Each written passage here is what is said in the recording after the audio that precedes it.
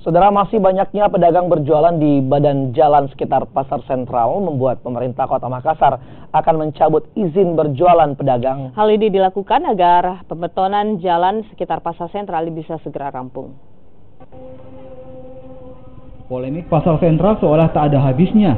Setelah gedung baru selesai dibangun, para pedagang justru menolak masuk dan memilih berjualan di badan jalan sekitar pasar karena mahalnya harga kios yang mencapai 65 juta rupiah per meter.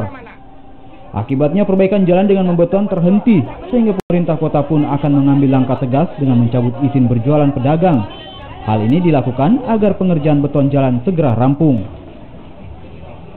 Padahal sebenarnya bisa selesai. Saya akan panggil MTR. Para pedagang yang saat ini masih berdagang di jalan-jalan di tidak ada lagi di jalanan. Saya akan segera cabut hak untuk di jalanan. Akan segera dicabut ya? Ya, tapi MTR harus tetap menampung orang di dalam. Itu jelas, harus ditampung di dalam. Dengan syarat bagaimana mereka menegosiasi harga, karena begini, sebagian sudah setuju kok, tinggal sebagian kecil yang belum setuju. Ini kan namanya ada pembangunan betonisasi, perbaikan jalan, bukan perbaikan, betonisasi. Daripada ini anggaran pulang, lebih ini pedagang dimasukkan saja dulu, tanpa syarat.